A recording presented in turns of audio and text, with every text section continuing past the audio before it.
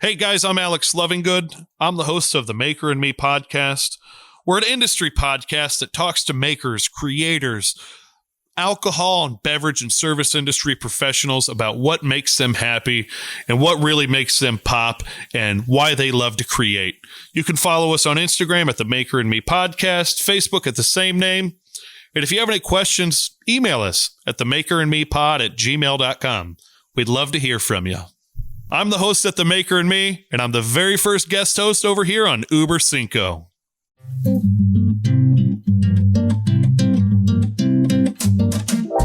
Hello, listeners, and welcome back to Über Cinco. If you're returning, well, that's just nice of you. And if this is your first foray into the den, well, welcome. This is Über Cinco, the podcast where we deep dive top fives. I'm Alex Lovinggood. It's me. I'm your host for today's very, very special episode.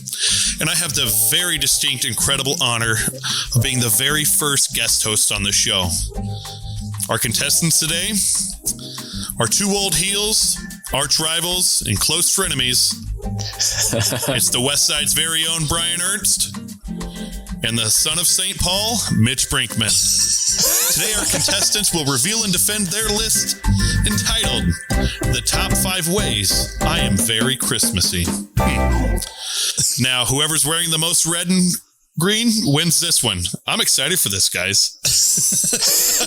I am very excited to destroy Brian with all of the spirit that I have coming forth from my body that is red, green, glittery, and smells like gingerbread. Let's do it. Oh, my God. And I didn't treat this as the top 5 ways I'm Christmassy. I treated this as the top 5 ways I am so much more Christmassy than Mitch that he has no chance of winning today.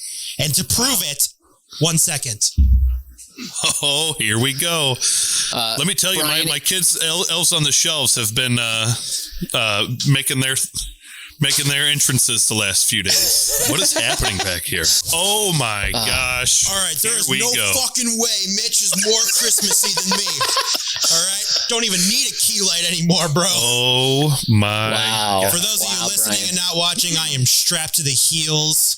A whole 9 yards of Christmas lights, my Christmas tree hat, ready to freaking dominate. It's like a bandolier of Christmas lights. You look like you should be in a 80s war movie. I am. That's how I'm treating today. That's awesome. So if you've listened to the show and you're interested in suggesting a topic, perhaps send them in. Send them and questions to bizbear.biz. Your ideas could end up right here on an upcoming episode.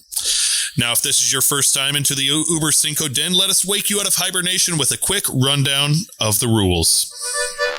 Each player in the den has spent time with today's topic, arranging their top 5 answers in order of importance. Those answers have been submitted to the host, who will moderate the game, awarding points to the player with the most poignant answer.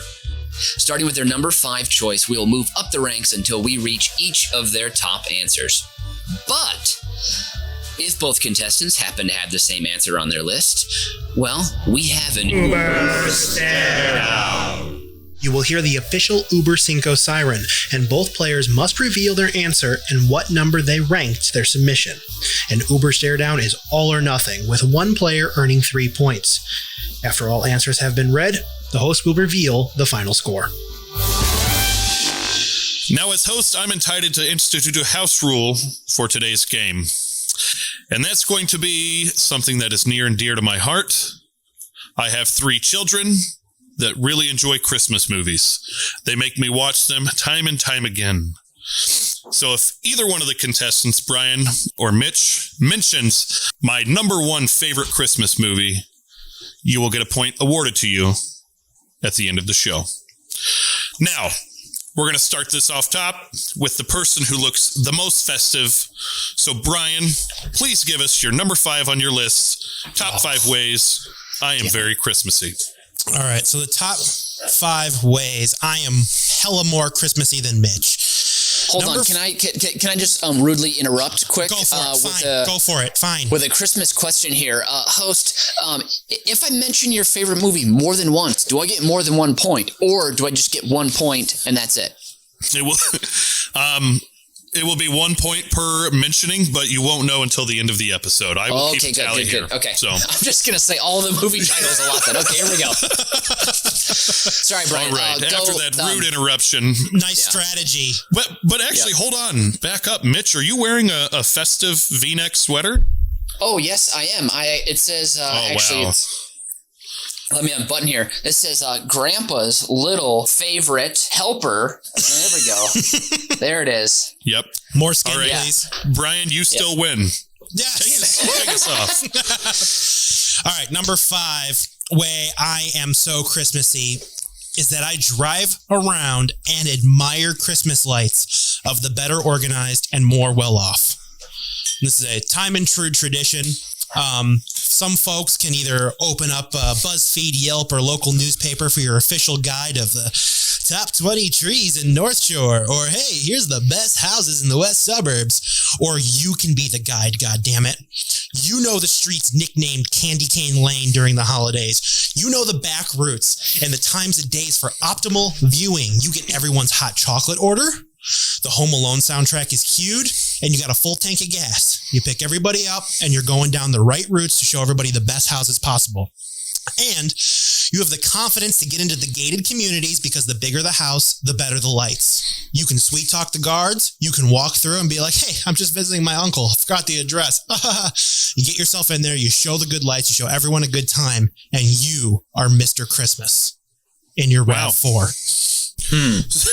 So, are you stocking snacks in that car to go around? Do you have candy canes and gingerbread and hot cocoa? I mean, what are you stocking in the car to make sure that people are sufficiently taken care of during the drive? You make sure you get the hot cocoa right before the first house, so it's nice and steaming hot for as long as possible. And speaking of steaming hot, I have a freaking light up my ass right now that needs to move because that is hot. Sorry, folks. So the hot cocoa is definitely first. Candy's optional. You don't have to have that in the car because a nice little just sippy cup is good enough. But if you got a candy cane, maybe some Reese's Christmas trees, you got to have those, the big old peanut butter cups. Let's see. What else do you need in the car?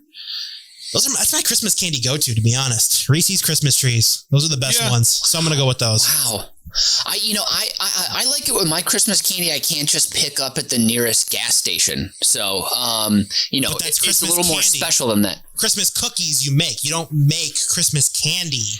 Yes, you absolutely can and do make Christmas candy. I'm sorry, are you a Keebler elf and I didn't know? What are you making? What are you making, Mitch? I'm much classier than a Keebler elf. You can make bark at home. You can make holiday truffles. You can make dipped holiday pretzel sticks that look like beautiful Christmas rods covered in garland. You can do this. You don't have to just fill up the tank and then go in and be like, hey Charlie, throw on a couple cases of fucking Reese's bullshit cups on there too. So I digress, but whatever. Pretty good number 5. Pretty good.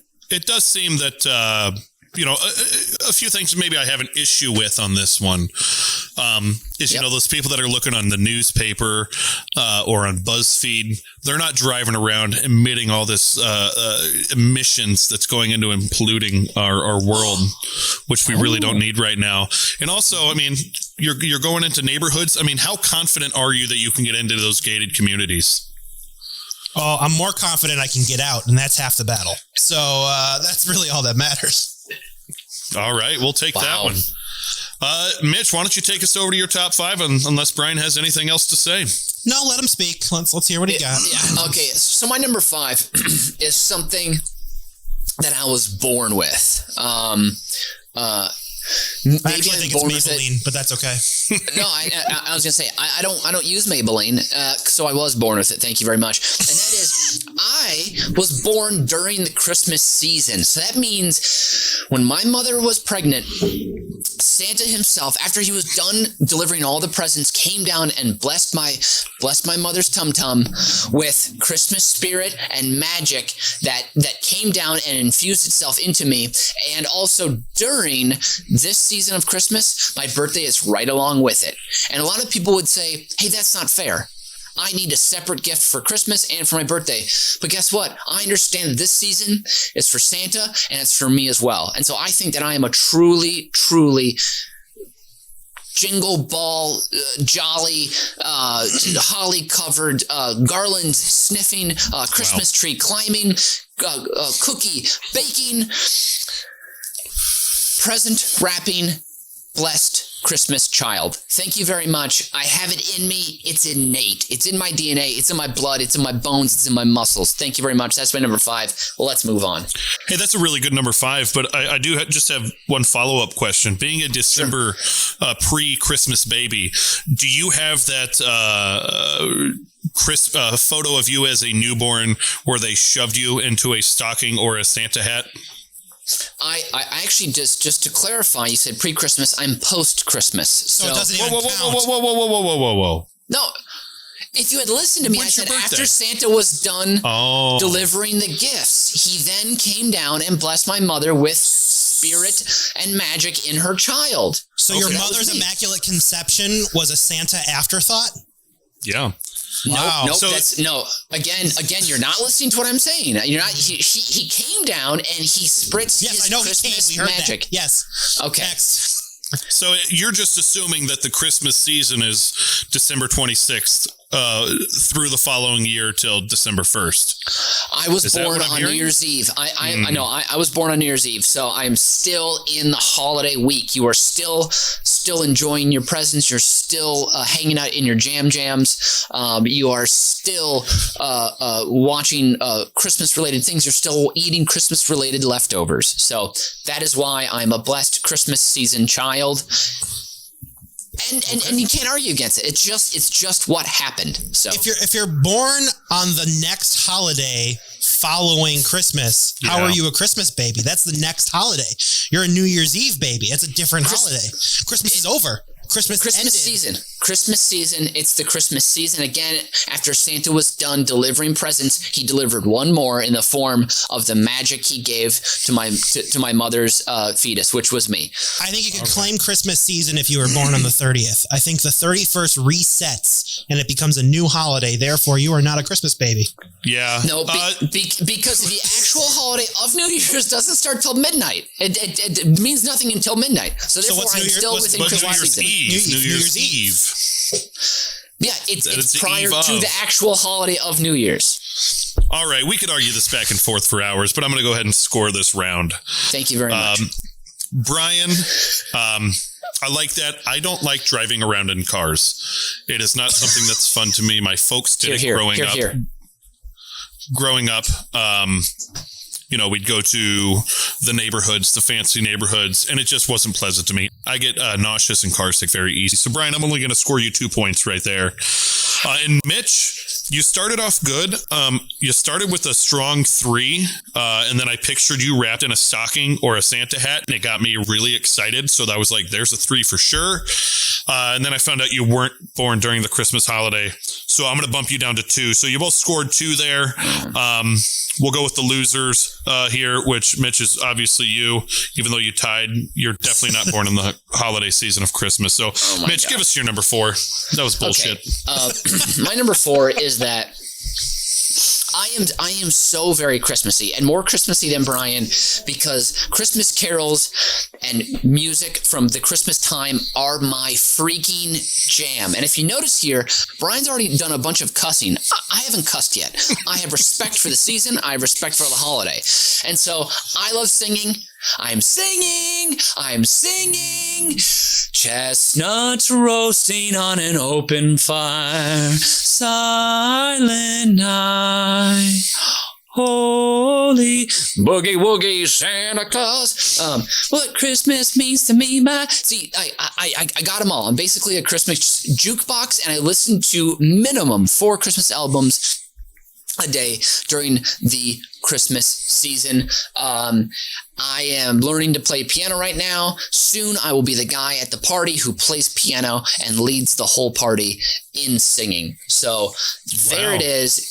If you want me to do a little more rendition of another song, I will do that for you. We can't afford the rights. That's a good point. And that's why I gave you just a little nibble of each of those songs. I enjoy the classics. You have, the Rat Pack Christmas, but also you can update it. 90s, Jewel gave us an incredible Christmas album. Another great Christmas album, Louis Armstrong, Christmas Night in Harlem. Amazing song. Fantastic. So there's no better way to get you in the spirit. And I'm not listening on the radio. I'm not doing it because I'm not doing the commercials. I'm not doing W Light FM with Rhonda, whoever her name is. No, thank you. Can't do it. I curate my own playlists and I make it delicious. Wow. So there it is. Thank you very much. Well, that's great. If you do have any of those playlists on Spotify, if you'd share them with me, I'd love that. Absolutely. My favorite Christmas song is the Grandma Peanuts. got run over by No, the Peanuts one, the Peanuts version of the Christmas song that they play on Peanuts. I did go to, when I first moved to Chicago, guys, I didn't know how close Milwaukee was. And I was joyed to learn that it was wonderful to find out. Yes. Yeah, I was joyed to learn that we could be there in an hour and 20 with no traffic. And I went and saw Trans-Siberian Orchestra. And I know it's overdone, but God damn it, was it a transcending experience. Mm-hmm. And we got the A team while we were there, and it was absolutely amazing. Wow, cool. So much fun. And go ahead, Mitch. I want to mention another. I mean, Trans-Siberian Orchestra is a classic, famous Christmas time song doer, but the song Santa Baby, you should only be listening to the Eartha Kitt edition. That is the best. That is the Ridge. No argument. Yeah. Thank you. Also, do not be afraid to throw Billie Holiday all over that playlist. That song, The Slight Gravel. Oh, give me more of that. Bring me straight to Christmas Eve. Put that cinnamon in the air. Get the pine in the air. Oh, that's beautiful. That really gets me in the Christmas go-go, if you will. You are playing right into my arm right now. I love Christmas music. My kids do not. They could listen to the same 5 songs from Moana and Frozen on repeat.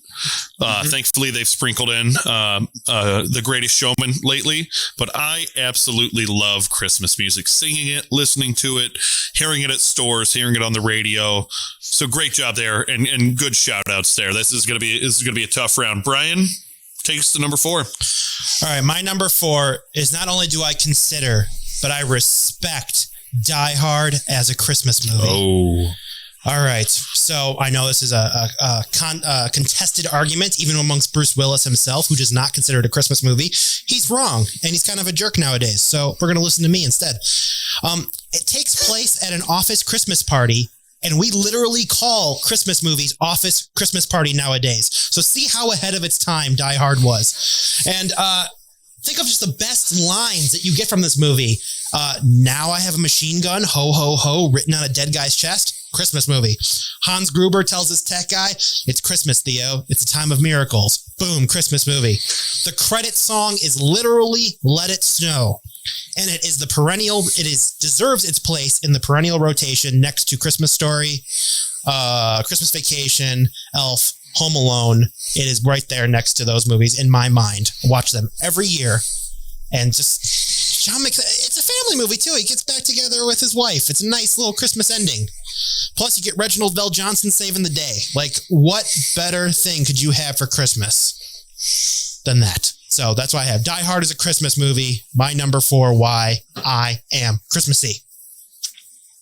Brian, remind me not to let you near my Christmas party planning, because I don't think I want to have long-haired German men at the top of my list for my party. Hans Gruber was manicured AF, dude. Yes, and if we could, Mitch, what please about not. all of his henchmen? You kidding me? All the weird long-haired German men. That's fine. Those are fine, Mitch. But if we could please not disrespect Alan Rickman, please. Yes. I would really appreciate that.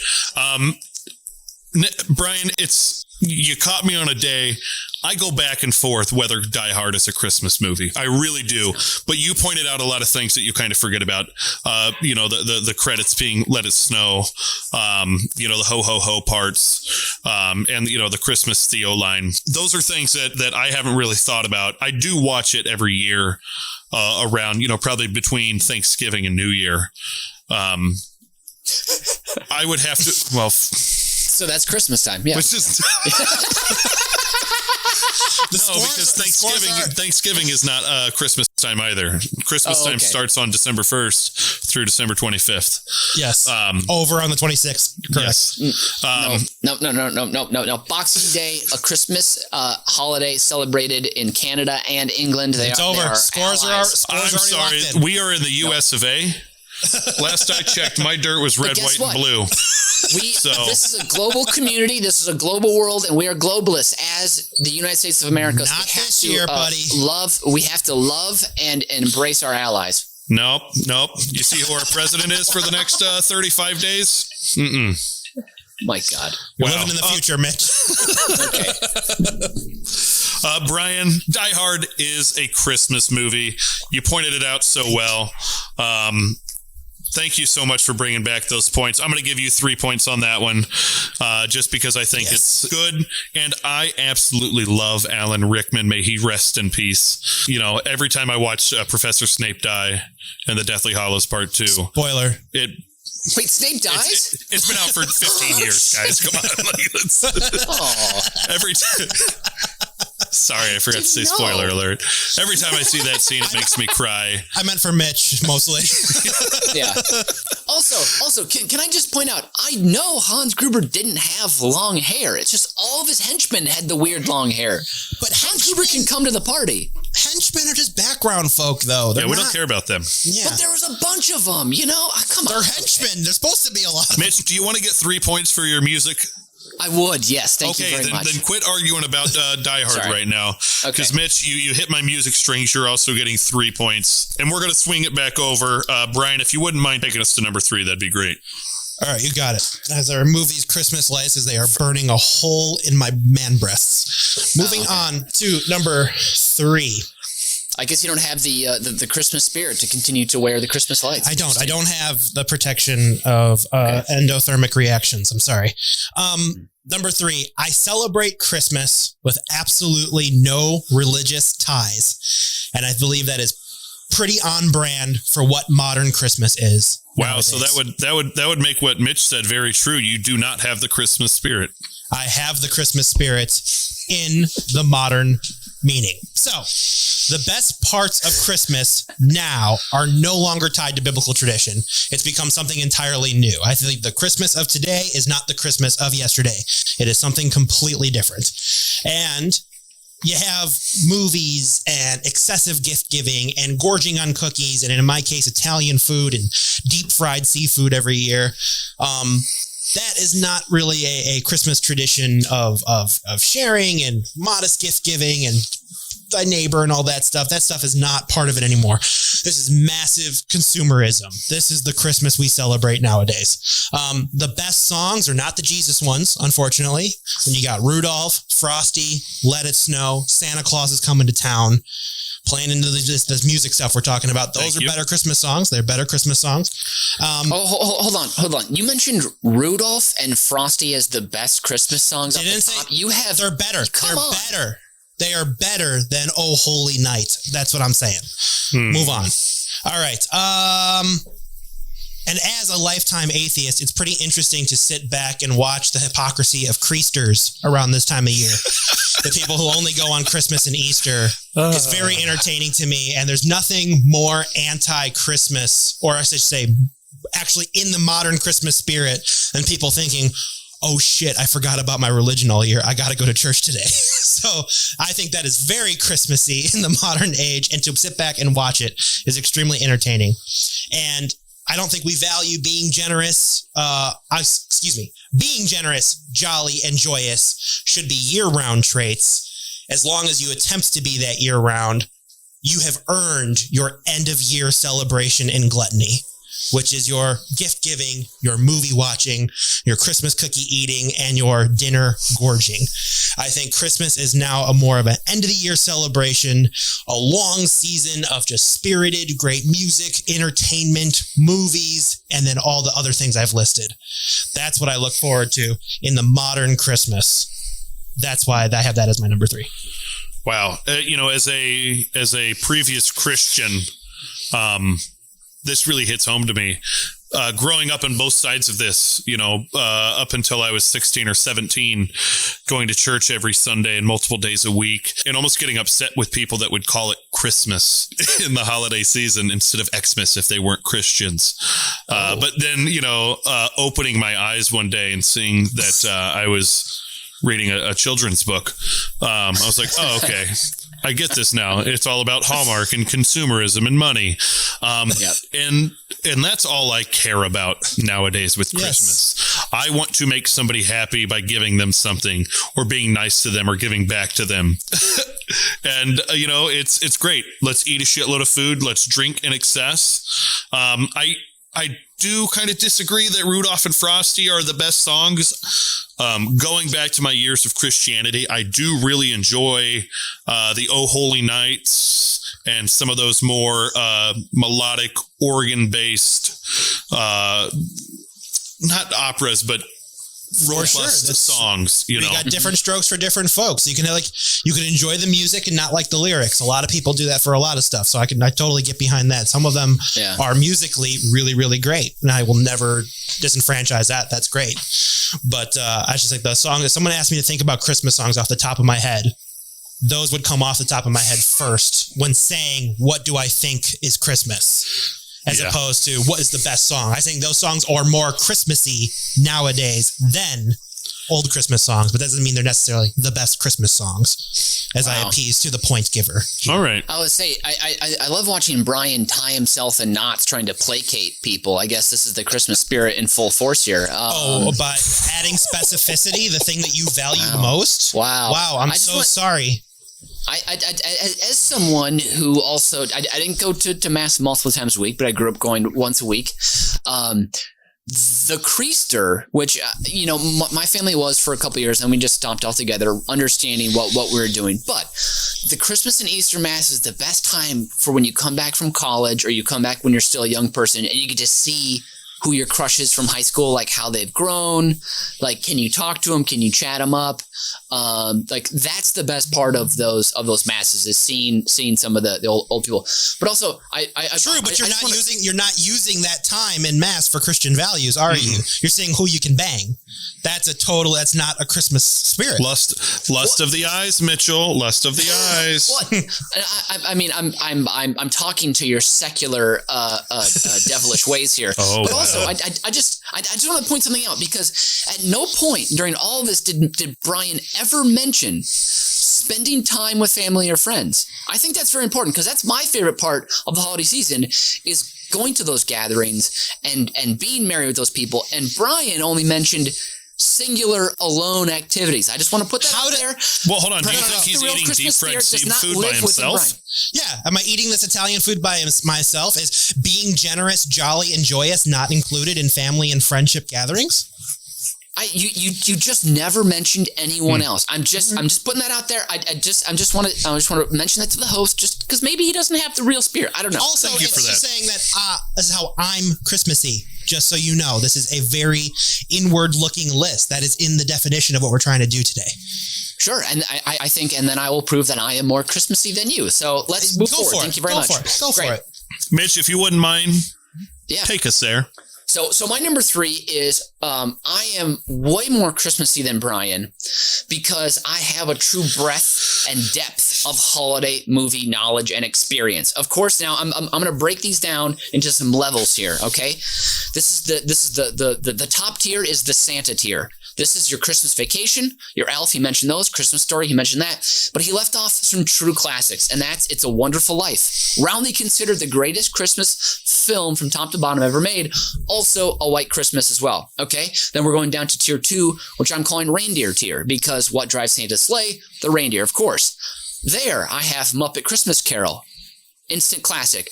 Scrooged, the Christmas Carol redone with modern American hero Bill Murray. If you haven't seen it, please see it. Miracle on 34th Street is one of my favorites. Both the original and the remake from the 90s. The remake was written by John Hughes. Also did the Home Alone, which I'm not as much of a fan of. I'll cover that in a bit. But also, this is a good time for me to mention why I am also more Christmassy is that during Elf, during Miracle on 34th Street, during It's a Wonderful Life, During, what else is my list here? The Family Stone. During It's Always Sunny in Philadelphia Christmas special, I drop tears. I feel the spirit. It comes out of the screen and goes inside me, and it elicits actual tears from me because I understand the true meaning of Christmas, and that's family, that's love, that is being together, that is finding warmth in places where you don't normally get to experience it. And so we're continuing on to the next tier down, and that is the gingerbread tier. This is something, you eat it. It's snacky. It's pretty good. I'm putting Love Actually in this tier as well. Very saccharine, very corny, but it weaves many stories together in a beautiful little tale. Die Hard I put on here, but let's be honest. It's not very Christmassy. There's a lot of blood. There's a lot of guys that die in a violent way, and I don't like those cynical things in my Christmas movies. Although it is a great fucking movie. Excuse me, I just cussed. That's my first cuss. Sorry, Santa. Sorry. The Family Stone is in here too. Great family tale about an insular family opening themselves up to other people, and of course, It's Always Sunny in Philadelphia. You got to get back to throwing rocks at trains. That's what their Christmas spirit is all about. I love that. And then I'm calling this one the store-bought tier. And this is the tier that I don't appreciate these Christmas movies because I don't like the spirit at the core of them. I think they're mean-spirited. I think it's, again, cynical. And that is, number one, the biggest offender is Jingle All the Way. I don't care if it was filmed in Minnesota. That is a trash movie. He punches a reindeer, and it's all about he can ignore his child all year and buy him one toy and therefore fixes it. And then Sinbad is a mentally deranged person who needs serious help and has been drinking. And it's played off as a joke. Don't love it. And then also The Santa Claus, Tim Allen, Santa Dies? Excuse me? No, thank you. A recent series, Princess Switch, just utter hot garbage of a movie, and also craps all over Chicago. Again, no thank you, don't want it. And then How the Grinch Stole Christmas, the Jim Carrey version. Who the jingle was at the controls there? Should have never happened. And then lastly, this is what I'm calling my eggnog schnapps tier. This is at the bottom, but it's in like a different neighborhood. And this is like, you shouldn't drink eggnog schnapps. You know it's bad. You know it's all fake chemicals. It's all fake flavoring. But you have a couple, and then you get kind of sugary, and you're kind of like, okay, I know this isn't good for me, but I'll keep going. And that is Hallmark holiday movies. Has anyone here seen any Hallmark movies? Anyone? Unfortunately, yes. My hand is up. They are absolute trash, but if you have just the right amount of eggnog schnapps, you can laugh at them, and they're just utter trashiness. You got Switched for Christmas with Hallmark star Candace Cameron Bure. The Christmas Train, which is the largest budget they've ever had. They threw in Danny Glover. They threw in Joan Cusack. They've got Dermot Mulroney, and I can't remember her name now, but the lady who's married to Kenny Chesney and was on the According to Jim show. I mean, it's just the sweetest, sacchariniest, like the stuff that'll rot your molars. This stuff is so ridiculous. And this is if you don't know Hallmark movies, I'll give you a quick synopsis of one so you understand. From Christmas in Love in 2018, Ellie, an aspiring crafter working her small town's bakery, shows Nick Carlington, the big city CEO, during his visit to the bakery's main floor, that it's people and not machines that make the business a success. I'm tearing up already. Right? And, you can see every quote unquote twist coming. It's always people going from the big city to the small town and rediscovering their love for Christmas, their love for family, their love for values one more time. But I will say, there's a disclaimer, just like with drinking eggnog schnapps. Do not watch too much Hallmark or it loses its power. It's no longer enjoyable to laugh at. I experienced that 2 years ago, so be careful, okay? And lastly, I'm going to do a quick plug for Happiest Season on Hulu. I just watched it last night. Written and directed by Clea Duvall, who was in Veep as Marjorie. Wonderful side characters. Some real fun in that film. So that's my number 3. That was a lot, I know. A lot to take in. What was your number 3 again? What was the topic called? His breadth and depths of knowledge for holiday. Yeah. Okay. Yes. So got it. Okay. Let me just talk about this. Sure. Okay, let's start with Elf. Absolute banger of a holiday movie. I bought it for my girls, my 7-year-old when she was 5 in the summer, and we watched it all summer long. That's how much we love Elf. We've already watched it about 10 times since like maybe mid-November. Christmas Story, absolute classic. But I would like to move down to the store-bought level and talk about Jingle All the Way, just for a few moments.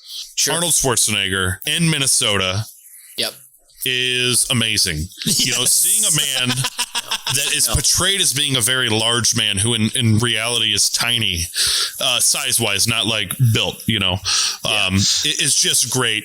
And seeing him in such a Midwestern town, but with his still Austrian accent, just tickles me to the core. I just laugh all the time. I watched Jingle All the Way last year, and just that he's getting away, you know, it's just, Charlie, I love you, Charlie. You know, it cracks me up all the time. All the way. Yeah, it cracks me up all the way.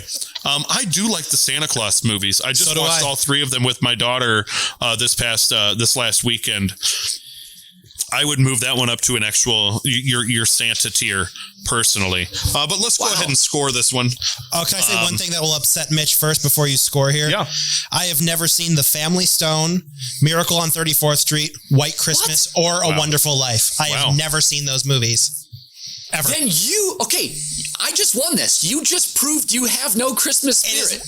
It is worth it for me to get your reaction and how angry it makes you. Yeah. If I get no points, I don't care. That's what my one. And the fact that you told me I had no tears, I would not cry for Charlie and Mac throwing rocks at trains. Blasphemy.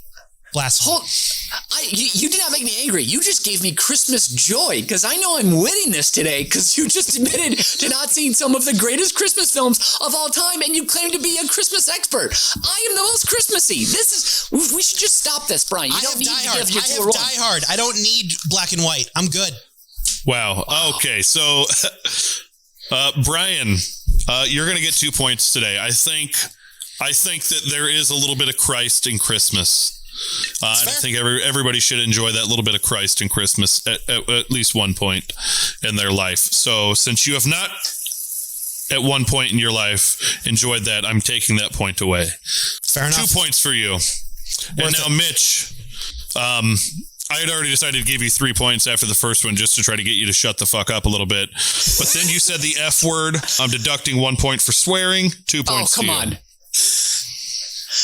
I did catch myself the second time, and I said jingle the second time. So yeah, and that's almost more offensive. Mitchell, how about we go to number 2? Okay, great. Yeah, my number 2 is 2 words. Eggnog. Every season, this is the drink of the holiday season. Hot cocoa, eggnog is the only drink of the season because you only drink it during Christmas season. People drink hot chocolate all year long. I make eggnog from scratch. I do not get the store-bought kind. That stuff is trash. It does not taste like real eggnog. I make it with dark rum. I make it with brandy. And then it's real cream, real eggs, real nutmeg shaved over the top. Real sugar. You want to switch it up? You go light rum if you want, or tequila. You can even put in there. Throw in some sherry. That is delicious stuff. You can cut down the heaviness with less cream. Maybe go more 2% milk. That kind of thing. And it's getting closer to more classic milk punch, which is a real drink from days of yore. But eggnog, if you make it fresh, if you make it right, it doesn't take that long. And I have personally watched like 4 people get converted in front of my eyes. Last Christmas, I was at a Christmas party and I made eggnog fresh and people had it. And they're like, I don't like eggnog. I don't want this. And I said, just try. They did. And they're like, I want more. Please give me more. The more booze, the better with eggnog, obviously, because, you know, the faster it works and then the less heavy cream you have to take in. But then also my favorite part about eggnog is the stash. It's the easiest joke to play. Everybody laughs. If you don't laugh, you should probably ask that person to quickly but quietly exit your party. You just take a drink of nog. You don't have to say anything. You just look back at the person with serious eyes, and you're going to get a chuckle no matter what. And that spreads Christmas joy and Christmas spirit at a gathering of friends and family. That is my number 2, short and sweet. Thank you very much. Beautiful. I am a huge fan of eggnog. If it is homemade, store-bought is absolute garbage. I mean, it's absolute garbage watered down. Although I did recently move to Iowa a year ago. And there's a company out here called A&E, Anderson and Erickson. And the Iowans, they live and die by A&E. And I've said some stuff about Party Dip, which is one of their famous dips, and it's gotten me a lot of hate mail. But their eggnog is really good. Store-bought eggnog. Really? With booze? No. Well, yeah. I mean, I always throw a little bit of whatever whiskey I have around. Oh, okay. Currently I have some homemade liquor that I got from a guy on a farm on the back 40 of northern Iowa. So. Oh, hell yeah. Yeah, any bit of liquor in there. But it is one of those things, and I will agree with you, where I can understand where people are thrown off by it, because it could really use a marketing rebrand, in my opinion, from eggnog to anything else. I don't know what it would be. That's not in my wheelhouse, but that's what I was going to say. Punch. I feel maybe holiday milk. I don't know, but anything would be better than eggnog. I've never had the pleasure of being converted by Mitch's nog. I've only had store-bought and obviously didn't like it, so I need to try it to have an actual opinion on it. But wow, Brian, Mitch's nog is some of the best nog I've ever had. That's what I've heard, and to your points, that's what I want to say. It is the least Christmassy sounding name for a drink. You're right. It totally needs a rebrand, because eggnog sounds like a punishment. It's not, nog does not sound pleasant, but the taste I'm sure it gives is great. Some year, Brian, we'll have to do like a Christmas party together, and then I'll make it for you right in front of your eyes. Also, making eggnog, like I said, it's quick and easy. Like once you do it once, it's just like, oh, that's super simple. People gather around and they watch, because people are curious about eggnog, because most people don't make it, and so they just assume, they hear it's dangerous, whatever. But then you're like, don't worry, I'm putting all of this brandy and all of this rum in here. You're gonna be fine. So it's basically liquid creme brulee. When it comes down to it, that's what you're drinking. You're just drinking uncooked creme brulee, which tastes delicious. So I understand why people can get behind it. That's no problem. And now this is an aside from the conversation, but it has to do with it. Mitch, I can, having been to many parties with you, I can see you at your stove, whisking away, adding your ingredients in, not even thinking about it. Not exact measurements, just a dash here, a whisk here, a shake here, all while engaging the crowd, working the room. You have to. It's something that I've loved about you since the beginning was, how full of yourself you are, but you're confident about it, and not in a bad way. And I think that's why we got along, is because we're both big personalities that like to work the room, like to make sure we're heard. So sure, eggnog, great. How about it, Brian? I agree. I need to be converted by the real nog. I may even be inspired to try and make my own nog this year because of this conversation. So I bet you could find a BuzzFeed article about it. Oh God, I don't want to read those. Give us your number 2, Brian. All right, number 2. Number 2 way I am so Christmassy is that I've reached the age where I don't want anything, but I worry about what I'm getting everyone else and how they feel for the season. So this is a specific type of consideration that is fueled by consumerism, which is, it kind of changes the way you think. It's like, oh man, I'm finally in a financial place where I can reciprocate all the things that were given to me when I was a child. So the holidays change over time, and I'm at that fun age where I'm not stressing about like parental and Santa presents, because I am not a father yet. I don't have to worry about getting all the gifts of that sorted, but I can actually now take care of like my girlfriend and my sister and my parents and give them all the things I've always wanted to give them, because I'm finally in that place to be able to do so. So they get nice things for Christmas now. I hope that they like what I give them, but it's like usually more things that they need, things they would never buy for themselves, things that may be too expensive they didn't want to waste their money on, but I'm like, hey, let's indulge. I'm going to get it for you for Christmas. There's still a little slight financial stress that comes with the holidays. We all got to deal with it, but it feels very Christmassy to be able to return the favor, especially to your parental units, after all the good Christmases they gave you. My dad would go all out for Christmas in our house. The one thing he would always do, make sure that every gift that was under the tree from Santa was wrapped in different wrapping paper than anything else that was in the house. He would buy special wrapping paper and hide it and only use it on Christmas morning. There were no tags on our gifts. Our gifts were handwritten in Sharpie by Santa with smiley faces over the eyes. The backyard, we would go throw out baby carrots at night for the reindeer to land. It was better for them to land in the backyard, we were told, because the roof's too dangerous. Got to have the reindeer land in the backyard. He'd go out and pick up all the carrots, eat more baby carrots, nibble them, throw them back in the grass, and then run with his legs side by side to make sleigh tracks in the backyard. So we would come out, see that the sleigh had landed in the yard, and that all of our presents were from Santa. So this is the fuel that made me Christmassy, that wants to be able to give that experience eventually to children, but right now to be able to give everything else I can, give back to everyone in the holiday season.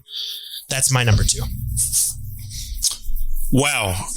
By giving back and giving to people and not taking in and wanting, it seems like you are using a little bit of that Christ in Christmas right there. This is where the good Lord himself. This is where it comes Lord from. himself wrote it in the book, man. The good Lord himself wrote it in the book, Brian. I think you're not as atheist as you say you are, but I will agree. I love the tradition of Christmas, the exact same way my folks hand wrote the notes, and now as a father with kids, we're handwriting the notes. You know what? We live in an age of technology now, where my daughter doesn't have to write a note. She emailed Santa this year her list. Wow. which is very bizarre. And literally, I'm like, hey, I'll just FaceTime him. So she actually FaceTimed with Santa this year and told him what she wanted, and listened. We do the same thing in the yard. We throw the carrots out. We put some dog food. We make footprints. I absolutely love that as a father, as a son. Brian, the one thing I don't get is I fucking love getting gifts. I'm 32 years old, and if I don't get enough gifts for Christmas, I'm a little bummed. Not because I want them, just because, and it doesn't have to be anything extravagant. A pair of socks, a book, just even a card. I enjoy getting it, knowing that somebody was thinking about me. And I think you're missing out on that, man. I think you could really... I think that's definitely part of it. It's having the little bit extra edge of just liking the giving a little bit more than the receiving. It's a different turn in your head when you get to a certain age to be able to want to do that, where it's like Christmas used to be all looking forward to just that one aspect that you're talking about. And then I think you become more Christmassy when you finally are able to switch. Still enjoy that part of receiving, of course. You love getting and opening things and being part of the tradition. But the flip, I think, is what makes you the most Christmassy. I do like being in a position financially where I can just go hog wild for my kids. But I will tell you, the difficult part of that is divvying up which ones to call from Santa and which ones to call from yourselves. Yeah, so you got to make you look good and Santa look good. 100%. So that's a huge thing you got to play there. So it's like, I'm happy I'm not in that position yet, but now I'm mentally preparing for that day so that I can have that, make sure I have got enough money to get 3 great gifts. Right. So it's all that stuff. So yeah. Mitch, any thoughts on this one before we go to scoring? Absolutely love giving gifts. I'm a person who like my love language is like gifts or gifts of food, that kind of thing, like doing things for people. That's my love language for sure. And so that actually reminds me, when I was I think I was 19, maybe. I think it was in college, but I was in a hardcore phase of wearing a lot of blazers, and I wore a lot of ties. And has that phase ended yet? I was gonna say, shocker. It has. And it's all cardigans now. Okay. Right. Yeah. And I got my brother and father both like gentlemen's. I think I called them like gentlemen's packets or something like that. But I found like brown paper and twine, and so I made it look like, like a gift you'd get like in the 30s or 40s. And then they each had like a blazer in there. And then I think it was like, those like whiskey rocks things that they trick people into buying for many years that don't actually work. That don't do anything, yeah. Yeah, those stones, and then like tie clips and something else. And so if I have the time and I get a good idea, I really like to go all out on that kind of like presentation and like theme of the gift. I very much like. So I'm totally right there with Brian. It's a fun thing to do. And as a kid, actually, I learned to cook from my mom, and so my mom and I would kind of trade back and forth like kitchen gifts a lot. So I think I've given my mom like 8 cool spatulas over my life. Like whatever, like, you know, it's like a big red one with a metal handle. You're like, oh, Santa would use this making his cookies at home. I'm gonna get this for mom. So nice. Yeah, this is the number 2. This is the reason for the season. So I applaud you, Brian. And I have put my sharpened candy canes down and extending a hand, a pine bow, if you will. So there we go. Thank you. I will expect you guys to be under a bushel of mistletoe before the night is over. I will say just one more. My wife and I are admittedly terrible at gifting each other gifts, almost to the point where I pick her out a gift on December 5th and I give it to her on December 5th because I'm also at the age of what's the point of waiting? But this year we kind of made an agreement that we would actually save it until Christmas before we pop the cherries, if you will, of our gifts. But I found one issue with that is that my wife, you know, handles all the finances. She knows everything that I've gotten her. And I know absolutely nothing about what she's gotten me, just based on receipts and credit card statements. So that kind of sucks. I'm going to go ahead and score this one. And this is fucking great, guys. Listen, you both get 3 points on this one. Absolutely love homemade eggnog. Mitch, have you been making this for a while? My dad made it when I was a kid, and I think I learned how to make it from him at like 14 or 15. So I've been making it for like, 16 years now. More than that, 19 years, almost 20 years. I'm trying to rack my brain that I know I came down to the ranch triangle a few times during the holidays, and I honestly feel like I've had your eggnog, and that's not bullshitting or anything. Yeah. No, but I'm pretty sure I've had it. Yeah. And Brian, like I said, giving gifts, that's literally the reason for the season. They made it rhyme, so you know it's true. But yeah, 3 points to everybody. And that, guys, that takes us on to the number 1. The big one. Here we go. And I'm just going to eeny, meeny, miny, mo. Brian, take us away. All right.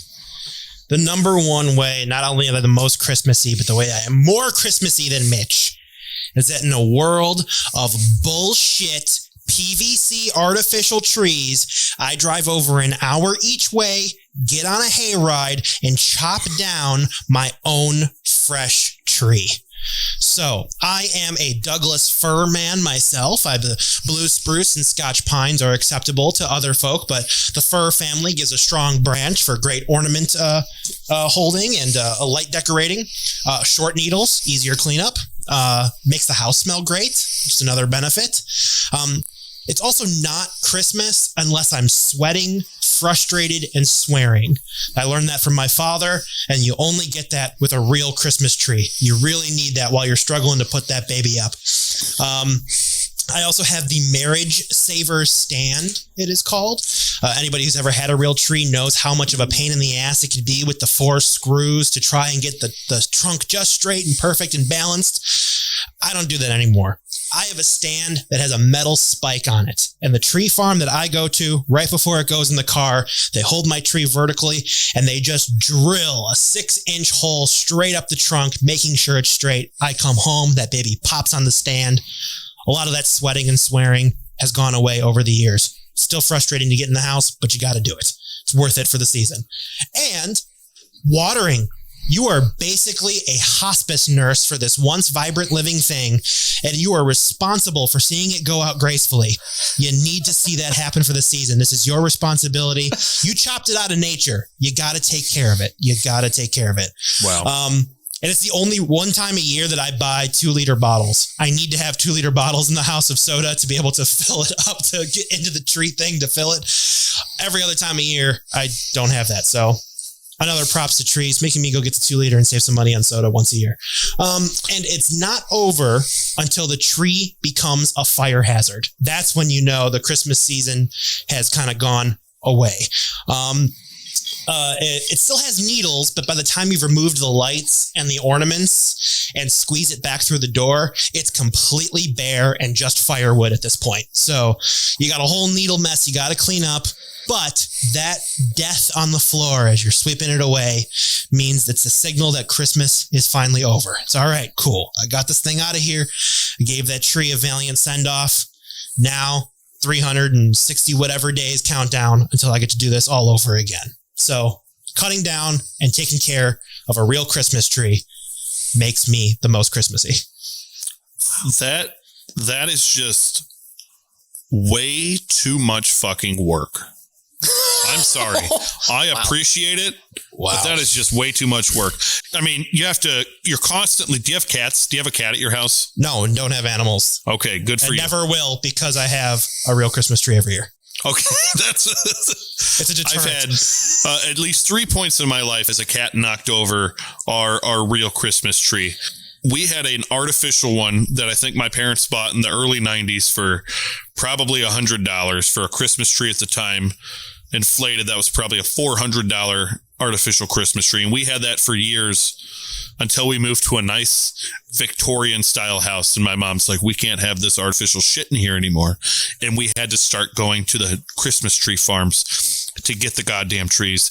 And it's a pain in the ass and it's no fun. You're vacuuming up pine needles. Yes. You're sweeping up pine needles. Yes. You have to get your tree skirt down there. And then if you spill water when you're trying to water it, there's water everywhere. You have to mop it up. And then the pine needles get wet. There's sap on your hands. It's sticky. Yep. Yes. And I was going to mention, it is a goddamn fire hazard. You put those, you had to take the lights off your chest because your chest was sweating and your butthole was hot. Yep. What do you think that tree thinks? That tree cannot speak for itself and say, hey, these lights are hurting me. It's an honor to wear them, though. It's a badge of honor that tree has earned. So let me ask you just one question. When you're bringing it into your house, are you coming forward or backwards, or is it still wrapped up? You have to keep it wrapped up. You have to go into the door trunk first, because if you go the other way and a branch opens, you're gonna split the ends. You can't do that. All right. You got to go trunk first on your shoulder, and you got to get it in, and then you got to chop the wire after it's been baled because it needs a couple of days to open. And in that time, that's when you're getting your best scent in the house. The 1 day or two where you can't put decorations on it because the arms need to unfurl and needs to get adjusted to the temperature in the house. Those are the best smelling days of Christmas right there. It seems like a lot of work for something I could walk down a flight of stairs into my basement, grab the one that still has the ornaments and light on it, walk it upstairs and place in its holder. Let me ask you this. If you are an artificial tree user, as it sounds like you are, what is the average lifespan of a good artificial tree? I don't know. Mine was purchased for me, and we bought it last year. So okay.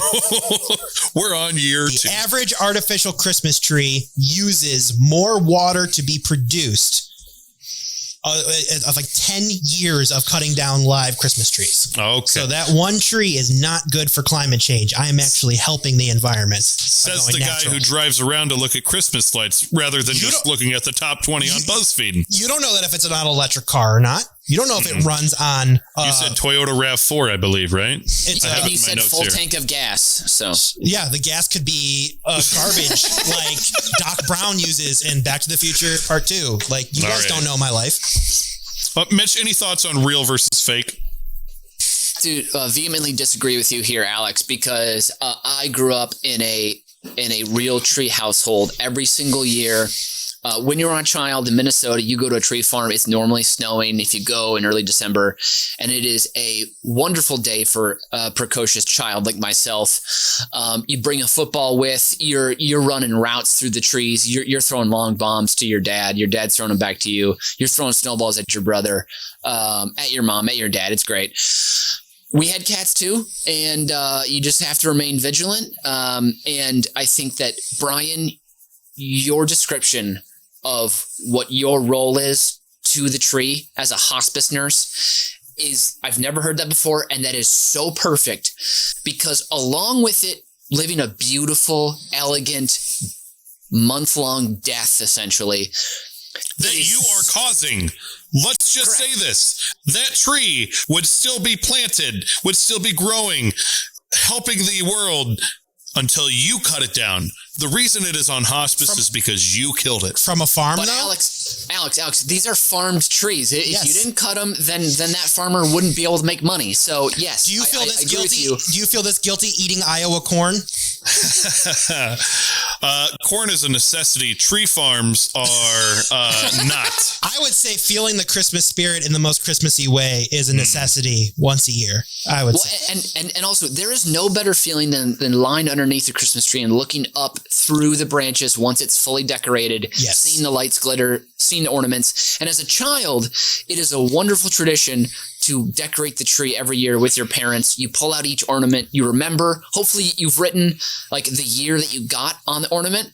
My mother personally would get my brother and I a new ornament every year. So every year we got to see sort of like the growth of our ornaments. Be like, oh, Yeah. I remember this ornament from when I was 6. We still have an ornament on the tree that is my age. There is a 32-year-old ornament on my parents' Christmas tree. He's a Hershey man. He's got a little white beard and glasses, and he has a Hershey bar in his hand, and he is holding on. And also, I want to mention a great thing to do. You take your old, those old knit ornaments, like maybe your grandma would have loved. Yeah, with a picture of you in there from second grade. Or I mean, perhaps that, but like the one I'm thinking of, my grandma had some they're like little white bears that were made out of like yarn that was knit or whatever.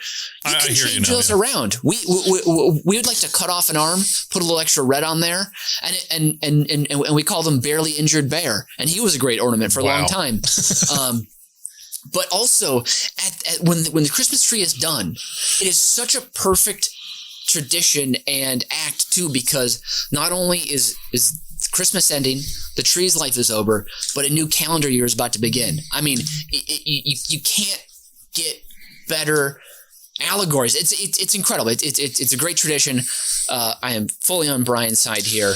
Any last words, Brian? Yeah, on the deterrent front, for animals and such thing, similar thing happened to me when I was in my wheelie walker on my first Christmas. I ran full speed into the Christmas tree and learned my valuable lesson that first Christmas.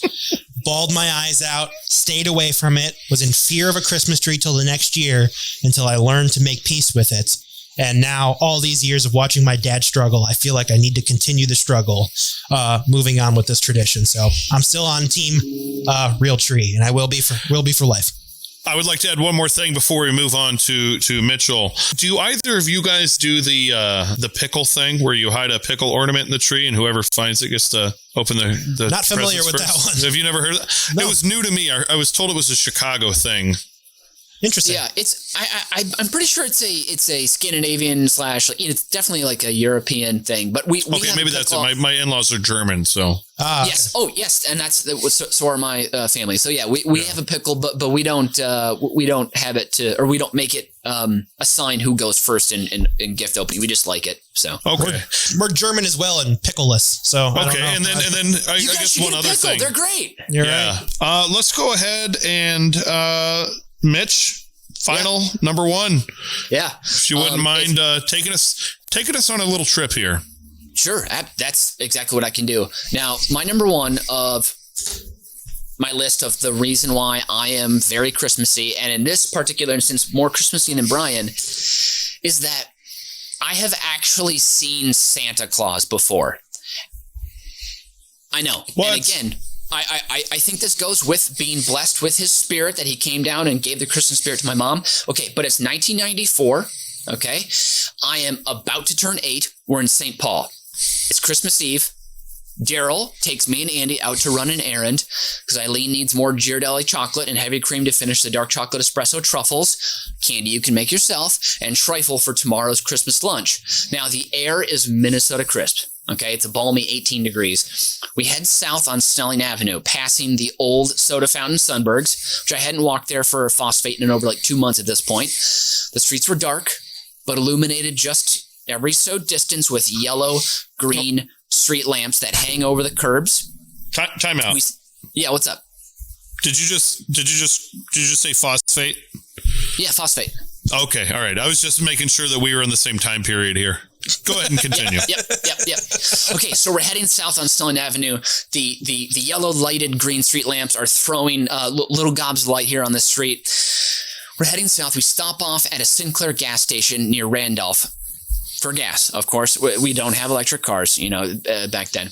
And we're headed to Lund's Grocery for our items because they've got the fancier, darker chocolate that Eileen prefers to create confections, okay? So just south of the Sinclair station rises the great sledding hill of Highland Park. This puppy has like 5 runs. You can go from bunny up to black diamond. It's incredible. And higher above that, the white ovular globe of the water tower of Highland Park is just above there. And it's shining in the moonlight at this point.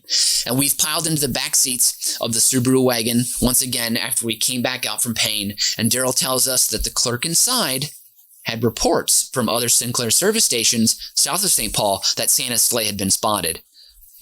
One had been zooming. The one sighting was he was zooming past Fort St. Clair, and the other was he was hovering over Pike Island. The big man was making his rounds. So Daryl, my dad, tuned the radio to 8:30 a.m. local WCCO for more updates. And as Daryl turned to look, as he backed out, a flash of red and white light gleamed off the water tower, throwing shards of Christmassy spectacle all over the sledding hill, and then it disappeared in a flash. We wailed with Christmas spirit, the season never ceasing to amaze us. Now, Daryl finished backing up and threw it into drive before being blocked by a red Chevy Suburban that came from around the corner of the gas station and had antlers on the front of this Suburban and a red light in the middle, just like Rudolph's nose. And it parked with ease. It pulled right in, got right through the snow, and a man with a bulbous tummy and a white beard and stocking hat got out and went inside the gas station. Now, I was thinking that has to be Santa. And Daryl wasn't so sure, but I begged and we stayed to check it out. So soon the man, who I was, of course, pretty sure was Santa, exited with a bottle of peppermint schnapps, which is Santa's favorite Christmas spirit, and everyone knows that. And he had a white and red, like kind of large white and red cardboard box. And a little lighter for lighting candles on his birthday cake, because Santa's birthday is December 25th. And this was definitely Santa. And then he noticed that we were watching him. And then he winked at me before slipping a bit on the snow as he wobbled. And then he spit out some liquid chocolate on the ground. And he got back in his ground vehicle. And then we pull away. And I'm turning back around to watch as we're, driving off, as Santa's car just idles in the parking lot and little plumes of white Christmas smoke gently escape from the driver's side window. And that's how I saw Santa. And that's why I'm the most Christmassy and I have the magic inside me. Thank you very much. Whew. Wow. I mean, that's quite the tale there, Mitch. Mm-hmm. There's been many times in my life where I've seen an alcoholic and thought they were somebody else. Forgotten father. That was Santa. It was Santa. I mean, I guess the only follow-up question that I have is, did any miracles happen shortly thereafter? The radio station said that he was spotted again minutes later going over downtown St. Paul. Also, how do you explain the big tummy and the red nose? Like, how do you explain that? So, Well, like I said, if you get me liquored up enough, I have a big tummy and my nose turns red. My beard may not be white, but it'll get there. You're not Santa. I'm not Santa. Yeah. I'm having a hard time with this one because, being a father and having a 7-year-old, I have a hard time telling her that Santa's real. He flew in just past the water tower. Okay. He landed, and then he got into Santa leaves vehicles in every city to drive to be able to do errands in the city without attracting too much attention. So he hopped in a Suburban, and he had the antlers on front with the red light, Rudolph's nose, and he came and he got his whatever the cardboard box was, and a little lighter for his birthday candles.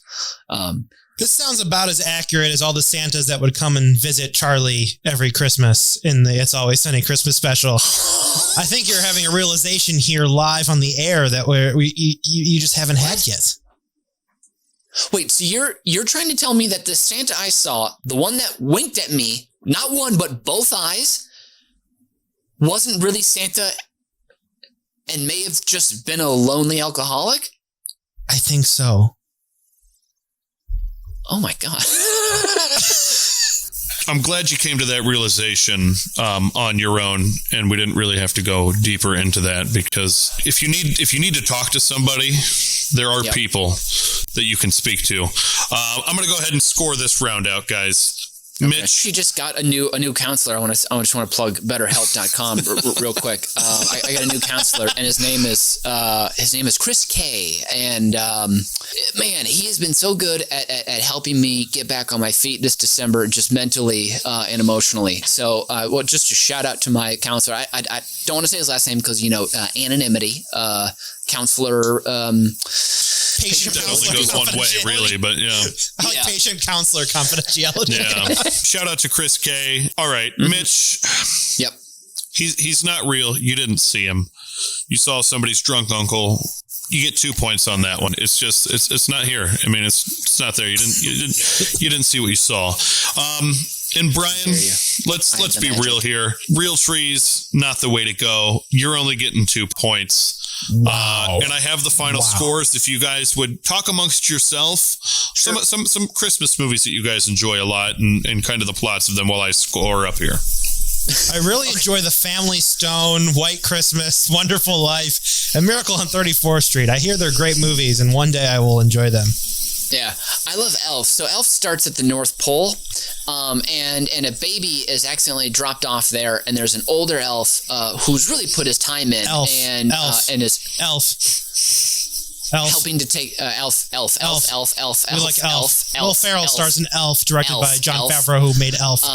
The underrated star. And I have your final scores. Okay. Elf. All right, guys, we have a tie, 12-12.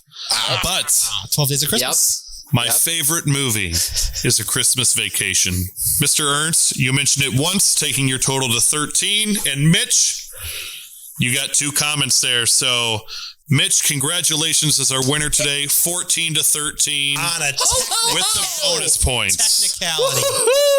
With the bonus points. Silent night, I beat Brian. Yes, you did.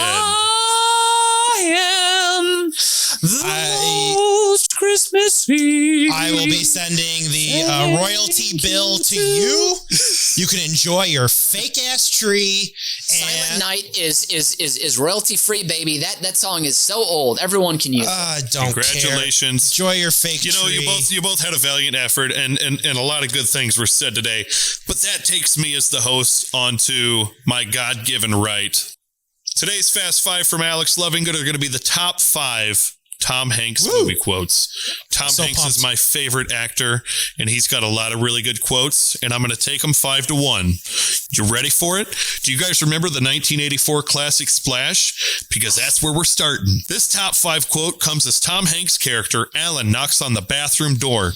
Unbeknownst to him, his lover is in the bathtub, flexing and airing out her mermaid tail.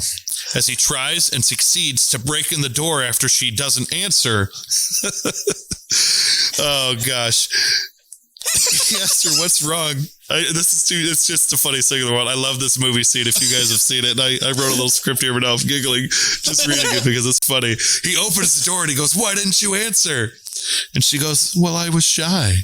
And the quote is, you were shy? After the cab? After the elevator? And on top of the refrigerator? You were shy? It is just great. And he's standing there shirtless as a skinny, young 1984 Tom Hanks, just looking swole. Going on to number 4, my all-time favorite movie is Apollo 13. Has one of my very favorite Tom Hanks in there as Captain James Lovell, of the captain and commander of the Apollo 13. In this scene, Jack Swigert just stirred the oxygen tanks and disaster struck. One of the most popular lines in this movie from Tom Hanks, and arguably one of the most popular lines in the world of aviation, especially in NASA space. Houston, we have a problem. It's just absolutely good. When in reality, in the actual story, it was Jack Swigert that said it to NASA, but it doesn't look good when Kevin Bacon says it. It looks good when Tom Hanks says it. So, Going on to number 3, Another one of my very top favorite movies comes from our man Chuck Nolan as he walks away from that gorgeous late 90s square body inline 6 Jeep Grand Cherokee in the movie Castaway. He looks back at his girlfriend Kelly Freer and says, "I'll be right back." Well, 4.5 years later, he finally came back. That's not really quick. Number 2, guys. We're moving right along, guys. Number 2 comes from Captain Miller in Saving Private Ryan. While laying on his deathbed, shot up, Captain Miller looks up at young Private Ryan, and he says, "James, earn this. Earn it." And then he passes away and dies. And that one always hits home to me because at the end of that movie, you have an old Private Ryan looking at Captain Miller's grave, and he asks his wife, he goes, "Do you think I was a good person? Do you think I earned my life?" And that one really hits home. Number 1, my absolute, and I say it all the time, I've mentioned it on my podcast 100 times, my absolute favorite Tom Hanks quote, and the best one, comes from Carl Hannity. And he's got a Boston accent, and it's in my second favorite Tom Hanks movie, Catch Me If You Can. And it's right at the end when they're driving, and he's driving with 2 of his cohorts, and they were like talking about nothing. And Carl Hannity goes, "Hey, Johnson, you want to hear a joke? Knock, knock. Fuck you." And that's it, guys. Those are the definitive top 5 Tom Hanks movie quotes. And that's it, guys. That's this week's edition of Über Cinco. Please rate and review our show on Apple Podcasts. And once again, we love that WOM, or word of mouth. Is that what it is? That's right. Hardy WOM. Hardy WOM. So please tell your friends about these guys. Send them your favorite episode. On my left has been Mitch Brinkman. And the other guy on the right, Brian Ernst. And as the Biz Bear always says, make sure you undo your belt if your belly folds a little tight. Auf Wiedersehen and adios, and we'll see you next time. You've just listened to Über Cinco, a production of UBK Studios. Subscribe to the show on Apple Podcasts, Spotify, Stitcher, or wherever you get your fine podcasts from. If you like what you hear and want to support the show, please visit our Patreon site at patreon.com/UBK Studios. Every little bit helps us keep the lights on and the bill collectors at bay. Keep tabs on us on all the social media at UBK Studios, and most importantly, subscribe to our YouTube channel so you can see that we really are just a bunch of good Midwestern boys.